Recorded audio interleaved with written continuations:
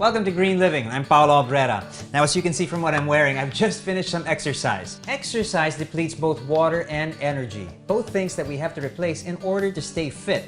Now, what I like to do after a heavy workout is I like to replace the good carbohydrates that I just burned.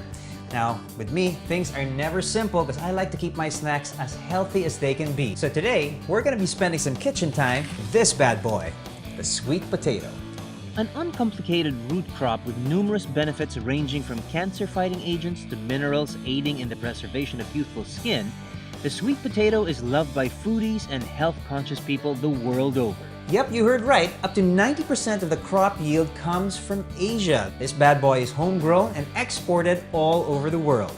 So for today's lesson in Healthy Kitchen, we're going to be working on 2 healthy but delicious recipes using this amazing root crop. I'm going to go get freshened up while you guys stick around for this great green feature.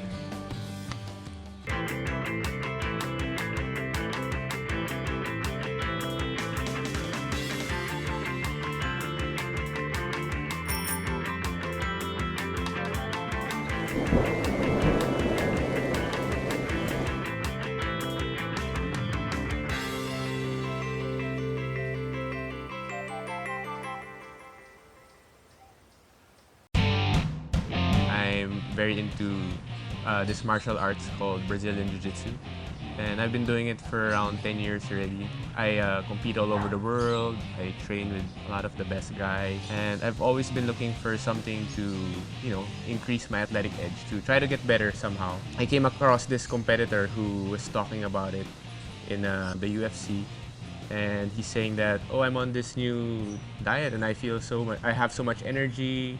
When I started learning about it, it was really to like share this knowledge with other people about health, because so many people are just getting sick, or they just feel like getting sick is normal as they grow old, and it's not the way it's supposed to be. And that's why we actually put up the Superfood Grocer. Superfoods are way and beyond the nutrient level of normal foods, and usually superfoods each have a unique property to it. They're not all the same. They have something unique to each one of them. The reason why we started the Superfood Grocer also is we want to give people an easy way to start on a plant-based lifestyle, because it's hard to say, oh, start on a plant-based lifestyle, but where do I start?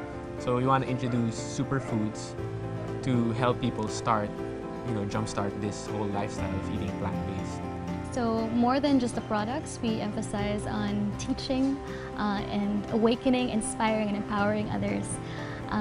The model of our business is really based online, because that is the best way we can really reach people with education. Vegetarians basically refer to anyone who prefers not to eat meat, but they still take dairy or cheese or byproducts. And vegan is another step. So when you say plant-based, it usually refers to vegan, which means we don't take milk, eggs, cheese, any animal products or byproducts. If you really look around us in our society, a lot of people are really getting sick already, and it's become so normal. We've accepted it as normal. So you have your titos, your titas, your grandparents, your parents having diabetes, cancer, high cholesterol, and a lot of us have accepted it as part of getting old, but the truth is it's not. It really has a lot to do with what we've been eating, how we've been living our lives, and these diseases are all preventable. We don't tell people like, oh, you have to remove all of this and stop eating that. But we tell people, oh, maybe you should add this. You should add a green smoothie. You should add more fruits and vegetables. And after you keep adding good things, then you will naturally lessen the things you want to avoid. So it's really about empowerment and not deprivation, telling them, oh, you can't have all of this. Someone new to superfoods will just be so overwhelmed. There's so many choices. What do I do? But a starter pack has about 4 to 5 of your crucial or the essentials for superfoods. So we source it all over the world. Like, for example, maca, it's from Peru. So we have suppliers in Peru and we import it here. Chia is from Mexico. So different areas, like we have imported products and we have local products as well, because we support the local farmers here. Because Philippines have superfoods also. We're just trying to make, starting on a plant-based lifestyle as easy as possible by adding things rather than telling people you can't eat this. Just try to start out just with superfoods and a green smoothie. And we also hold workshops also, because that's our passion. We want to educate people.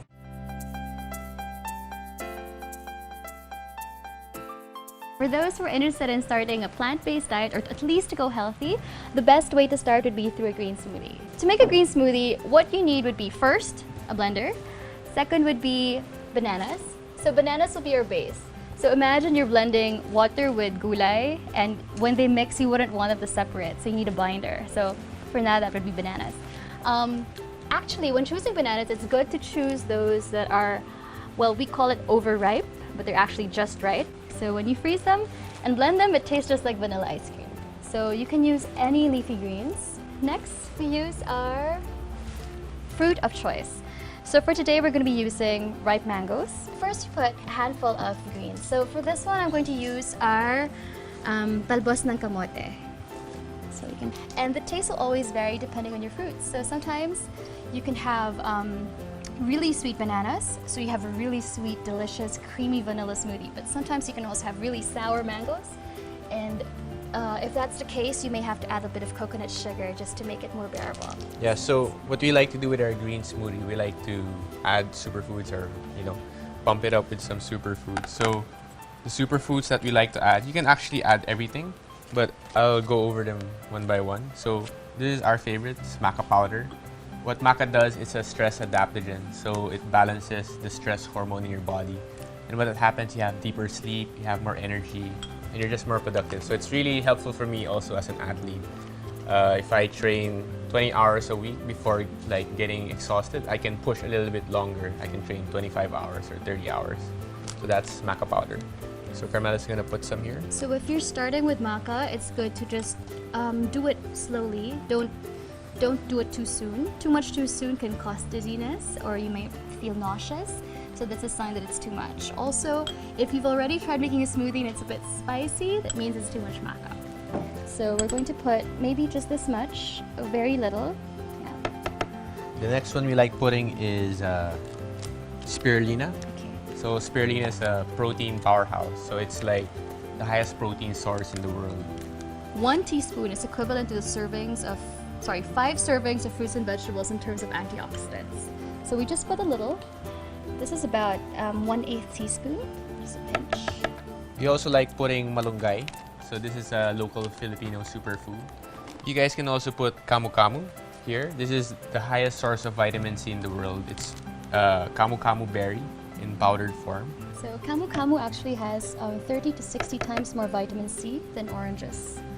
If you have buko juice, you can use buko juice, and since they kind of spoil too soon, we freeze them as ice cubes. So instead of just water ice cubes, you're using buko juice ice cubes. That's pretty cool. So everything's here, and we just blend.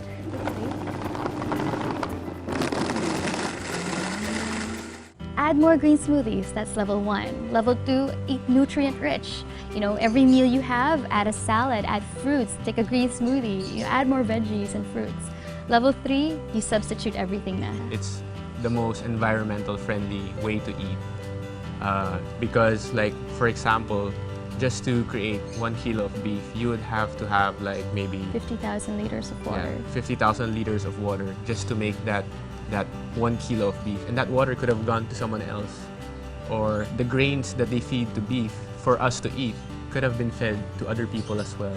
So it affects a lot of people. Like, it affects the hunger situation, it affects the environment. It's important though to note that we're not here to debate or to say, oh no, this is correct, this is right. But I would really love to open other people's eyes, to encourage them to give it a try. It's only when you really try it and see feel it for yourself, then that's the only time you really understand.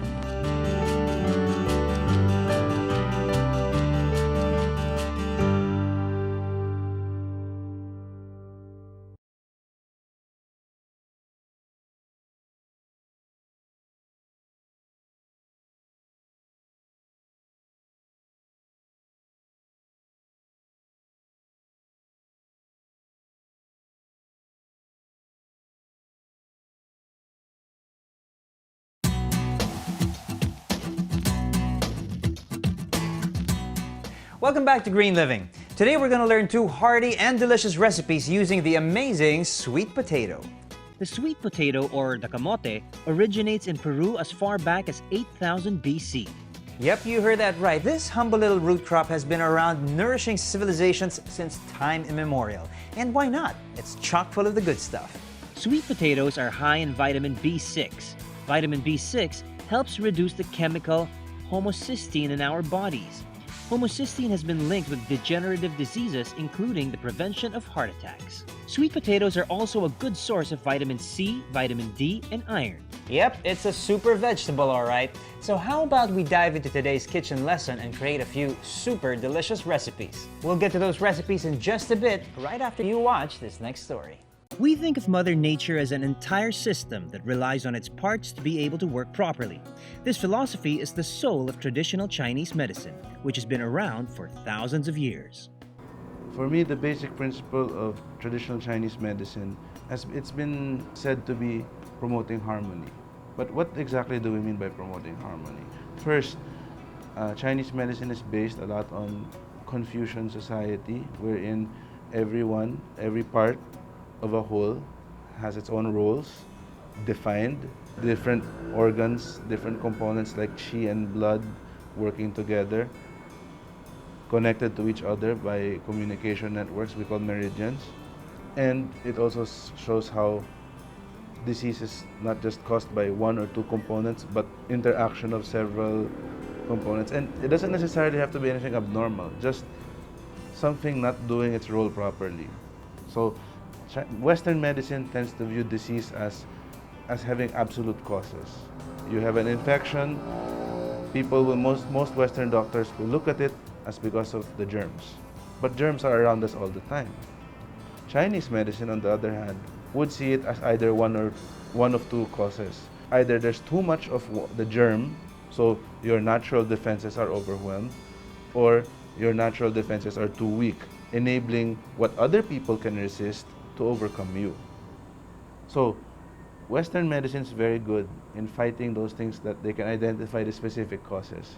Chinese medicine, on the other hand, will look at your diet, will look at your working environment, and then try to give you advice as well as relieve the symptoms then and there. Acupuncture is one of the most well-known Chinese treatments and may seem mystical to most who don't know how it works. Acupuncture manipulates qi and blood at the points, that they are like gates. Think of the meridians as pathways of qi and blood, and that the points are like gates, and that the needles are supposed to like open and close them. Of course, with the benefit of modern science, since the 70s, there have been so many studies that explain, even on a cellular and genetic level, how acupuncture works. Acupuncture works by provoking a reaction. So when you put a needle in a particular point, you have a local reaction. It becomes red because blood rushes to the area. Now, on a more spinal level, because all the nerves in our body, at least from the neck down, they have to go to our brain through the spinal cord. By putting a needle here, signal is transmitted to the spinal cord, and then there's a reflex that goes back. But instead of moving or jerking away, it's a reflex to mediate the pain sensation, to release appropriate neurotransmitters and blood messenger proteins to mediate the problem. So that's how we get the therapeutic effect. And lastly, because you feel something, it goes all the way to the brain.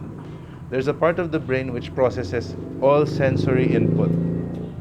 Parang censoring board. And right beside that is the department of hormones, circadian rhythm, day-night cycle.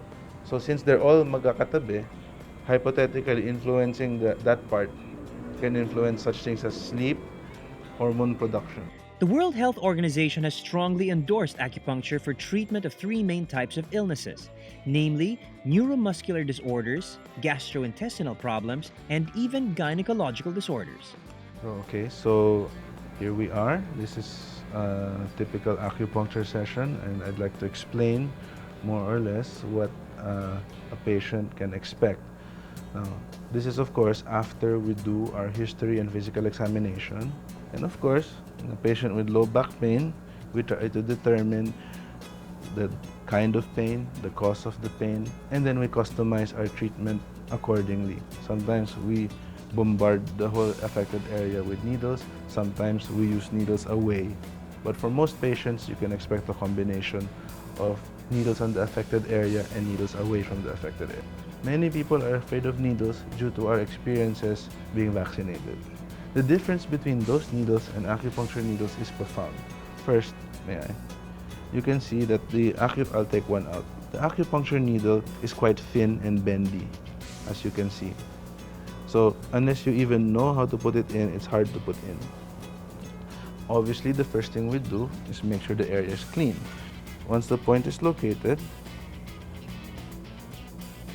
tap it really quick, and as you can see, insertion to a depth of about 1 centimeter has been done, and the patient has not felt anything.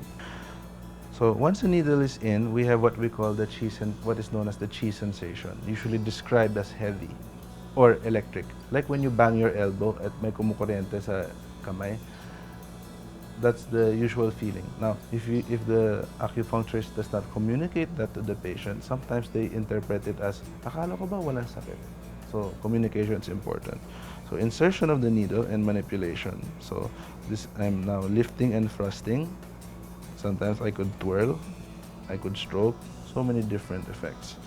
Some other times we also add electric machines to make it vibrate more. But sometimes the patient life cycle is like this. A patient would come in, let's say for a migraine, and we treat that, or let's say for an allergy. Next thing you know, he wants you to treat the chronic aches and pains all over. And then, next thing you know, they just want acupuncture to help them relax. One of the major side effects of acupuncture is the release of endorphins in the brain and the release of enkephalins in the spinal cord. And these mediate pain and they help patients relax. So that's what they come in for, just for the everyday stresses. The pace of our lives right now is so fast-paced. There's a lot of pressure to succeed, even just to pay the bills. So what do? Acupuncture can help them relax. We can give them herbs to help their digestion, to help them sleep better, and to help control their allergies. Note, by the way, I said control, not cure. And basically, we can give them some advice on what to eat, what not to eat, depending on their particular body type and on their occupation.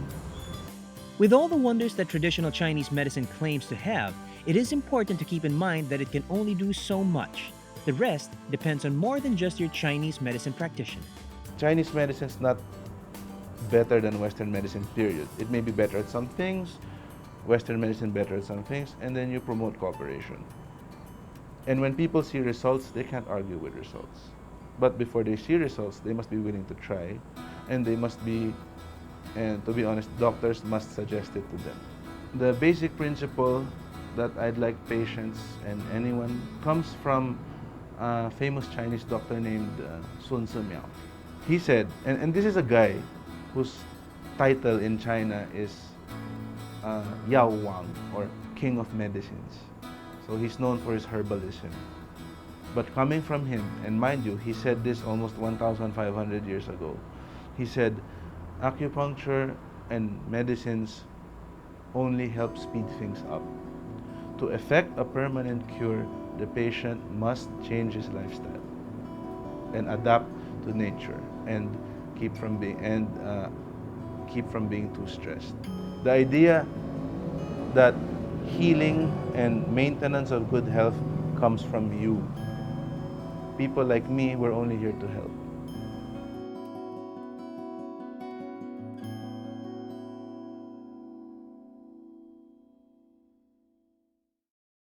Welcome back to Green Living. Are you guys ready to do some green cooking? I know I am, so let's get straight to it. First up is chili roasted sweet potatoes. You'll need 2 to 3 medium sweet potatoes, 2 tablespoons olive oil, 1 tablespoon sugar, 1 teaspoon chili powder, 1 teaspoon salt, and 1/4 teaspoon fresh ground pepper. Preheat your oven to about 425 degrees. Cut each potato lengthwise into about 8 wedges. Toss the potatoes with oil, sugar, chili powder, salt, and ground pepper until coated. Place the sweet potatoes cut side down on a baking tray. Roast the potatoes until browned and tender, about 15 to 20 minutes. Ooh, look at that. That is perfect. It's a healthy, hearty, and delicious gourmet snack. But let's not stop here. How about I show you guys how to make a hearty sweet potato soup?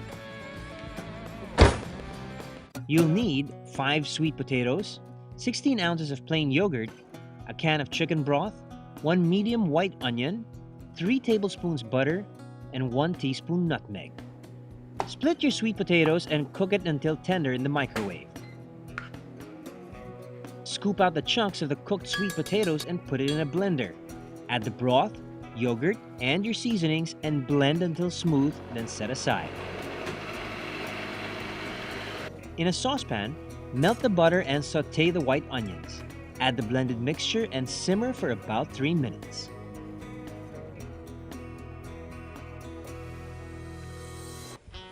Time to give that a taste. That is good. It tastes even better than it looks, and it looks pretty good. I'm gonna enjoy all of this, so I guess that's all I've got for you for this week. For more tips and behind-the-scenes notes, you can log on to www.greenliving-tv.com or follow us on Twitter and like our Facebook page. I'll see you guys next week, right here on Green Living. Yep, you heard that right. This humble root crop has been around since time immemorial. Yep, you heard that right. This humble little root crop has been around